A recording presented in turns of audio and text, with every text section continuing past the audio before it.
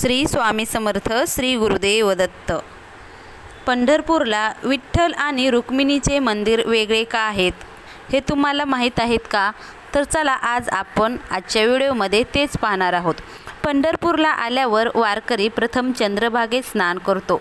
पंढरीचा वारकरी चंद्रभागेत स्नान करतो आणि नंतर विठोबाचे दर्शन घेतो असा विधी आहे। भीमा नदी इथे चंद्रकार वाहते म्हणून तिला इथे चंद्रभागा असेही म्हटले जाते। चंद्रभागेच्या वाळवंटात भक्त पुंडलिकाचं मंदिर आहे। त्यांच्या समोर लोहदंड तीर्थ आहे। तिथं स्नान केल्यानं पुण्य प्राप्त होतो, त्यामुळे तिथे भरपूर गर्दी असते।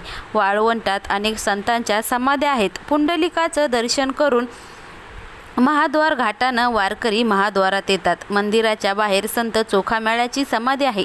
संत नामदेवांनी मंगळवेढ्याहून त्यांच्या अस्थी आणून विठ्ठलाच्या आदेशावरून मंदिराच्या द्वारात ही समाधी बांधली। तेथे नमस्कार करून मग वारकरी मंदिराच्या पायऱ्या चढू लागतात।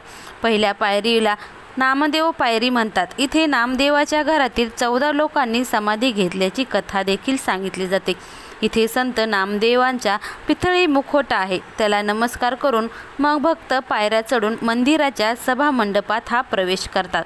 पंढरपूर हे एक भारतातील एक महान तीर्थक्षेत्र आहे। प्रतिवर्षी कोट्यावधी भाविक इथं येतात व विठेवर उभ्या असलेल्या सावळ्या परब्रह्माचं दर्शन घेतात। पंढरपूरचा ज्ञात इतिहास 5000 वर्षापूर्वीचा आहे। पद्मपुराणात कथा आहे की रुक्मिणी कृष्णावर रुसून दिंडीर वनात येऊन तप करू लागली। कृष्ण तिला शोधत आले, मात्र ते प्रथम भक्त पुंडलिकाला दर्शन घेण्यासाठी गेले। तो आपल्या आईवडिलांची सेवा करण्यात मग्न होतात। त्यानं वीट फेकली व कृष्णाला त्यावर उभा राहण्यास सांगितला।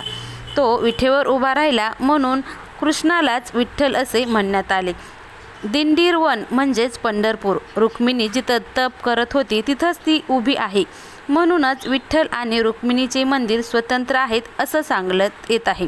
तर पंढरपुरात विठ्ठल आणि रुक्मिणीचे मंदिर वेगळे असण्यामागं हीच कथा आहे असे सांगितले जाते। ज्यावेळी रुक्मिणी देवी कृष्णावर नाराज होऊन पंढरपूरला आली आणि तिथे तपश्चर्या करू लागली। कृष्णाने रुक्मिणीला शोधण्यासाठी पंढरपूर गाठले आणि तिथेच ते विठेवर उभे राहिले, त्यामुळे विठ्ठल आणि रुक्मिणीची मंदिरं वेगळे आहेत। तर रुक्मिणी जेव्हा रुसून आली होती कृष्णावर पंढरपूरला आणि तिनं तिथंच तपश्चर्या सुरू केली आणि रुक्मिणीला शोधत श्रीकृष्ण पंढरपूरला आले आणि तिथेच विठेवर उभे राहिले, त्यामुळं दोघांची मंदिरं वेगळी आहेत असं सांगण्यात येत आहे। तर तुम्हाला कळलंच असेल की विठ्ठल आणि रुक्मिणी यांचे मंदिर पंढरपुरात वेगळे काय आहेत। तर तुम्हाला आजचा व्हिडिओ कसा वाटला ते नक्कीच सांगा। श्री स्वामी समर्थ, श्री गुरुदेव दत्त।